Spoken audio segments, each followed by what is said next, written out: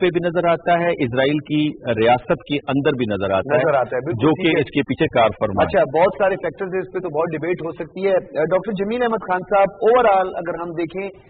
क्या ये बात कही जा सकती है कि ये जो मौजूदा हालात हैं, इस वक्त एक मोहतात अंदाजे के मुताबिक 2500 से ज्यादा अफराद लुक़मा अजल बन चुके हैं लेबनान में, और उसके साथ साथ 42,800 के करीब शहादतें हो चुकी हैं गजा में भी, और फलस्तीनी जो हैं बेघर हो चुके हैं लाखों की तादाद में। इसका इम्पैक्ट जो है ग्लोबल इम्पैक्ट है, और ये टेररिज्म और एक्सट्रीमिज्म को हवा देने के मुतरादिफ है। क्या ये बात सच है? और साथ में इस पर भी फरमा दीजिएगा कि क्या वाकई अमरीकी इंतखाबात अब इजराइल की पॉलिसी के गिर्द घूमते हैं? नहीं, ये तीनों का मुख्तलिफ जादियों से मेरा ख्याल है कि जायजा ले लेते हैं। पहला तो ये कि इसमें थोड़ा सा हिस्टोरिकल एंगल अगर देख लें, जिसका कि जिक्र डॉक्टर मुनव्वर ने भी किया, वो ग्रेटर इजराइल के पैराहे में जो 1897 में जब ज़ायोनिज़्म की बुनियाद रखी गई, तो 1898 में उन्होंने ग्रेटर इजराइल का एक प्रॉमिस्ड लैंड का, जो रिलीजियस लीड की बात हो रही थी, प्रॉमिस्ड लैंड की एक बात कर ली। तो आहिस्ता आहिस्ता अगर आप हिस्ट्री को थोड़ा सा ड्रॉप करें, थोड़ा सा कुरेदें, तो आपको महसूस होगा कि इसी तरीके से ज़मीनें खरीदना शुरू की। फ़लस्तीन के इलाके में 48 में एक मुल्क बना लिया इसराइल ने, और 48 के बाद 67 में और ज़मीनें कब्जा कर ली, और फिर धकेल दिया मजीद फ़लस्तीनियों के जो पहले 552 उनके देहात और शहर को उजाड़ कर और ज़मीन दोस्त करके अपनी बस्तियां बसाई इसराइल ने। उसके बाद 67 में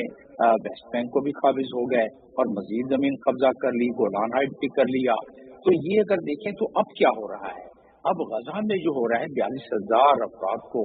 जो जहाँ बहक हुए हैं, शहीद हुए हैं, और वो 42,000 अफराद, उसमें से ज्यादातर बच्चे, बूढ़े और औरतें हैं। और इसकी गम्माजी करता है वो तमाम स्टेटमेंट्स जो सेक्रेटरी जनरल ने यूनाइटेड नेशंस के दिए हैं, और दुनिया के दर्दे दिल रखने वाले इंडिविजुअल ग्रुप्स और बड़े बड़े जलसों में इसका बहुत बाशगाफ किस्म से लोगों ने इसका जिक्र किया और मुतालबा किया कि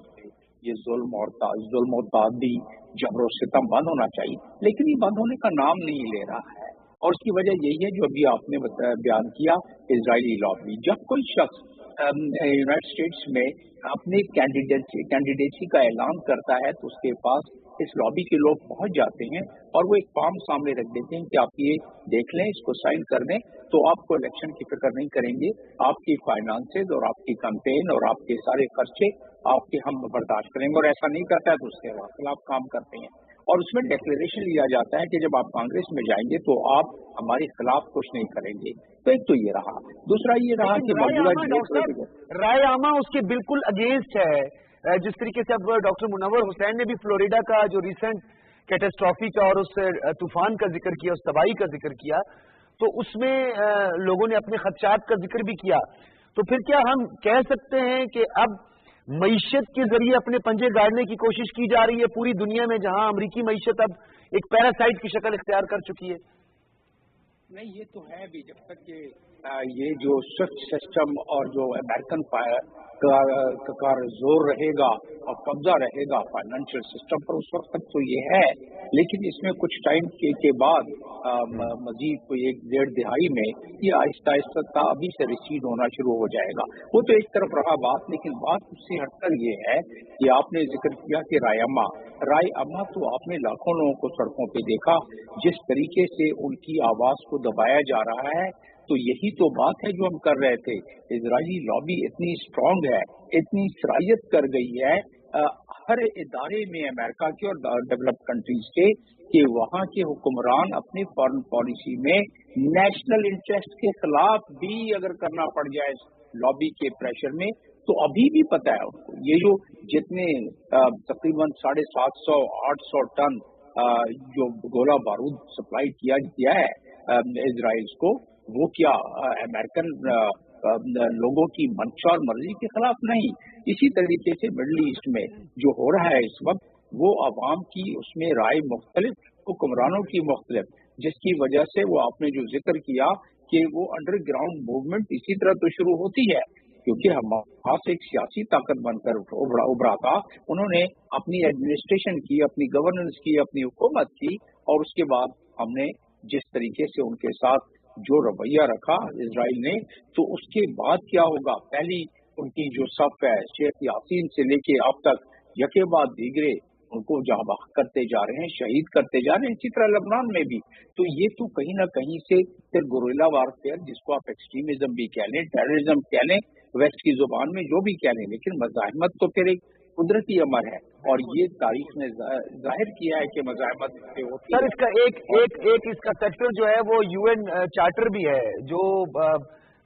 जो सेल्फ डिफेंस है उसकी न सिर्फ इजाजत देता है बल्कि डिस्प्यूटेड टेरिटरीज जो है इस हवाले से काफी उनके एग्जेम्पशंस भी हैं, लेकिन अनफॉर्चुनेट लेस डेवलप्ड कंट्रीज जो हैं वो उनके लिए नहीं है, ये स्पेशल स्टेटस है।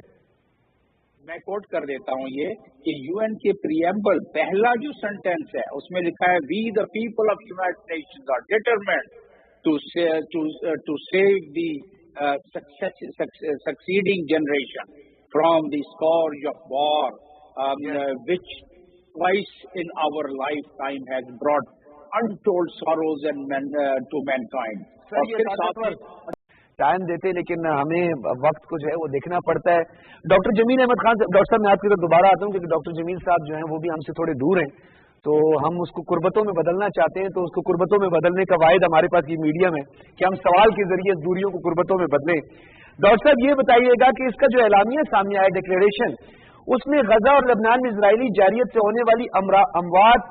जबरी इनखला और तबाही पर शदीद तशवीश का इजहार किया है। कोई इसका इम्पैक्ट होगा आपको लगता है सर, या सिर्फ अमेरिका के गिर्द ही घूमता है जो इजरायली पॉलिसी है, या अमेरिका की पॉलिसी है, या ये P5 का बड़ा एक अहम रुकन मुल्क है, बल्कि दो ममालिक उसमें मौजूद थे इस ब्रिक्स में? जी हाँ, दो ममालिक तो ये अक्सर जो अमेरिका इस मामले में हटगर्मियों का साथ दे रहा है इजराइल का, उसमें उस अंदाज में कभी इन दो ममालिक ने साथ नहीं दिया। लेकिन इस दफा जो अल्फाज इस्तेमाल किए गए हैं ज्वाइंट स्टेटमेंट्स में, अगर आप इसका मवाजना करें तो इस दफा काफी सख्त कलमात इस्तेमाल हुए हैं। Deep concern about the tension in Gaza, और जो आपने बताया स्ट्रिप एंड कॉल्ड, जो इमीडिएट सीज फायर के बारे में जिक्र किया, तो ये और इस किस्म का जो ग्लोबल कॉन्फ्लिक्ट का जिक्र किया है मिडिल ईस्ट का अपने डिक्लेरेशन में, ये चीजें, और फिर उन्होंने एक डिमांड भी रख दी है इसमें। नॉर्मली ऐसा कम देखा गया है कि सॉवरन कंट्री जो है, सॉवरन एंड इंडिपेंडेंट पैलेस्टाइन जो है, जो प्रायर टू 1967 वार के जो है उसका उन्होंने डिमांड किया है। अगर आप देखें मबासलत ये जो ब्रिक्स के ज्वाइंट स्टेटमेंट में, जो कि बड़ी मुख्तसर और बड़े जामे किस्म का है, जिसमें आपने करेंसी का जिक्र तो पहले ही कर दिया, लेकिन ये तो एक पॉलिसी चली आ रही है, यही एससीओ की पॉलिसी आगे जाके आप देखेंगे इसी में कन्वर्ट हो रही है। इससे पहले इसमें काफी सारी कंट्रीज ने इस मामले में अपनी लोकल करेंसीज का जिक्र किया है, लेकिन बहरहाल ये एक लंबी गुफ्तगू है कि इसमें कुछ टाइम लगेगा आहिस्ता आहिस्ता इसको ट्रांसफॉर्मेशन में। लेकिन जिस तरह दुनिया ग्लोबल वेस्ट से ग्लोबल ईस्ट की तरफ मूव कर रही है, तो ये ब्रिक्स और एससीओ बाद में आप देखेंगे कि इनकी काफी ज्यादा कोलैबोरेशन हो जाएगी, इवन आसियान की, और बहुत सारे रीजनल हमारे जो ऑर्गेनाइजेशंस हैं सच एज, जो कि अक़वाम मुत्तहिदा के चैप्टर 8 के तहत फॉर्म दिए जाते हैं, इनमें आप जो इस साइट पर हमारे इर्द गिर्द हैं, ये तमाम रीजनल कोऑपरेशन और रीजनल ऑर्गेनाइजेशंस, इसमें आप देखेंगे हम आहंगी बढ़ती जाएगी, जिसका मतलब ये हुआ कि ये जो स्टैंड ब्रिक्स में देख रहे हैं, यही आप देखेंगे। डॉक्टर साहब, मैं क्योंकि मुझे ब्रेक का भी कहा जा रहा है, तो इथियोपिया की जो एंट्री है उसने भी बड़ा हैरान किया है, और बल्कि ये जो डेलीगेट्स थे इन्होंने इस इनिशिएटिव को बहुत हाईली अप्रिशिएट किया है, क्योंकि इथियोपिया के हवाले से तो एक तासुर भी है। हम किसी को मिसाल भी दे देते तो हम तो कहते हैं इथियोपियंस तो नहीं है यार, ये इथियोपिया तो नहीं है। तो इस मुल्क का भी साथ में शामिल होना, इसका मतलब ये है कि वो एक फैक्टर जो डिस्क्रिमिनेशन का फैक्टर है, जिसके बारे में बार बार जिक्र भी किया जाता है, क्योंकि इसमें इजिप्ट और ईरान को भी शामिल किया गया है। तो इसका मतलब ये है कि अब हम कहते तो नहीं है बहरहाल ब्लॉक या फॉर्मेशन ये, लेकिन अब नजर आ रहा है, अब इसके बगैर दुनिया को लगता है कि जियो पॉलिटिक्स के बगैर गुजारा नहीं है। जो पैगाम आया कि हम डॉलर के खिलाफ नहीं है, लेकिन डॉलर का इस्तेमाल आप नहीं करने दे रहे, लेकिन हम हेजमनी भी नहीं चाहते, ये भी नहीं, वो इक्वालिटी की बात जो norm based. Doctor Jameel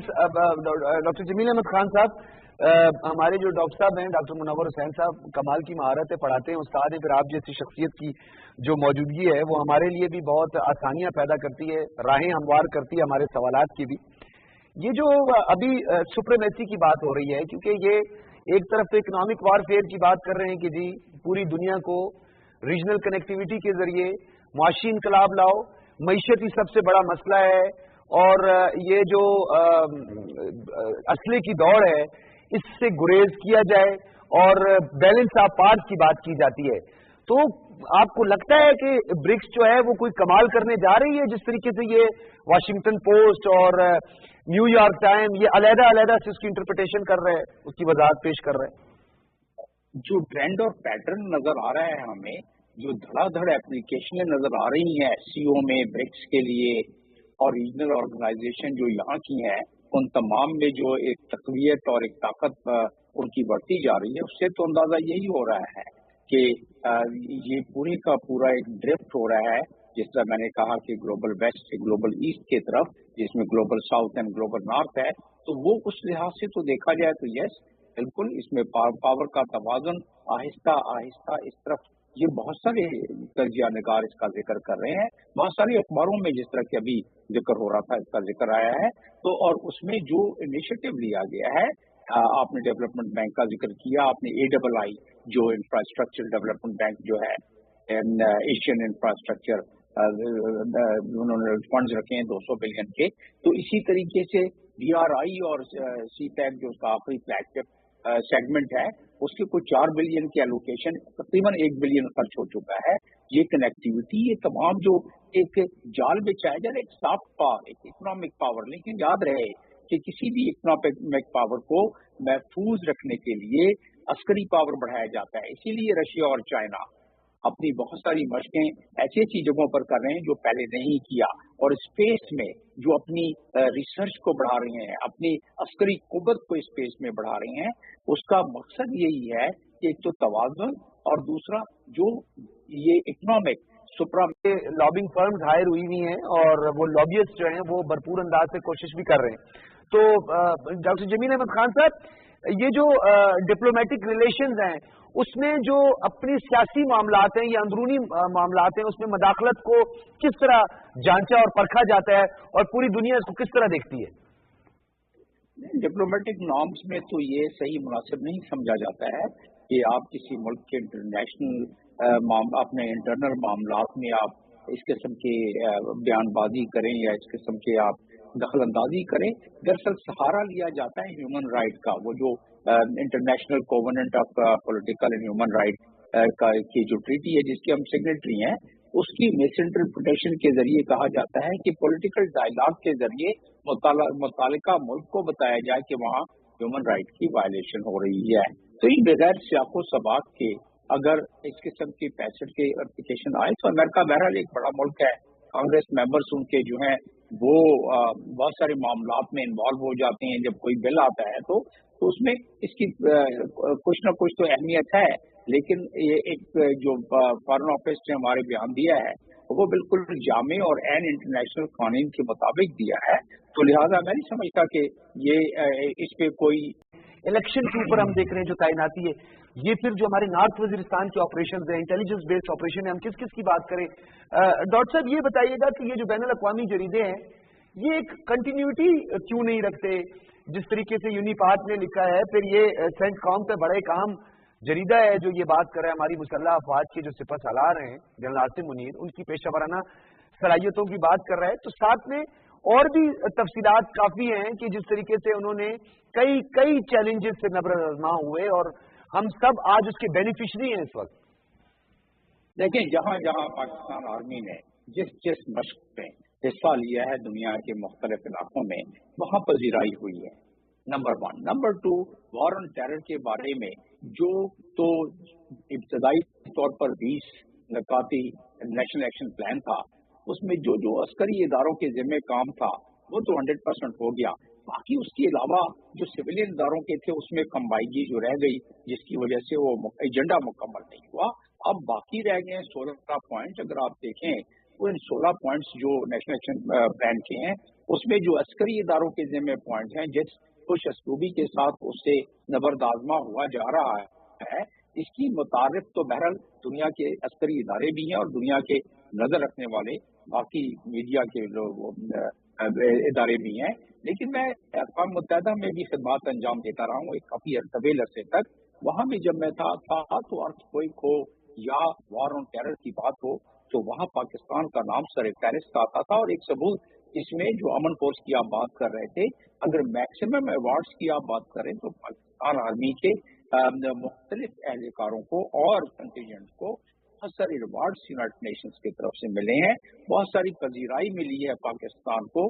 for its contribution, जो कि अमन फोर्स के लिए कॉन्ट्रीब्यूशन मुख्तलिफ ममालिक में जो की गई है, चैप्टर 7 के तहत, चैप्टर 6 के तहत, अक़वाम मुत्तहिदा के चार्टर के, तो वो तो एक सिक्का मनवाया है। अगर थोड़ी बहुत जो कमी रही है वो उन मामलात में रही है जैसे कि कोई इन्वेस्टमेंट लाने में, कोई तरक्की करने में, उन इलाकों में कोई डेवलपमेंट। ये भी जरीदे ने लिख दिया है। मैं आपकी इस बात को आगे बढ़ाता हूँ। जरीदे ने साथ में ये भी लिखा है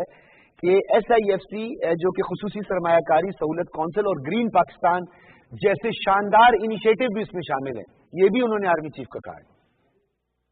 जी हाँ, देखें हमारे पास जो मैं जब सफीर था UAE में तो मुझसे वहाँ के रूलर यही कहते थे कि आपके 24 इदारे हैं जिसमें हमारे लोग जाके उलझ जाते हैं, उसमें आप वन विंडो सिस्टम, तो SIFC जो है वो कुछ भी नहीं। जो पहले जितने भी हमारे इदारों की तरफ से रखना अंदाजी और प्रॉब्लम्स होती थी इन्वेस्टर्स को, अब वो तकरीबन वन विंडो के तहत ये किया गया है। और मैं हमेशा कहता था कि जो हमने we can not meet the challenges of 21st century with the tools of 19th century। तो SIFC के जरिए एक ब्रिजिंग मैकेनिज्म निकाला गया है कि हमारे फरसूदा तरीका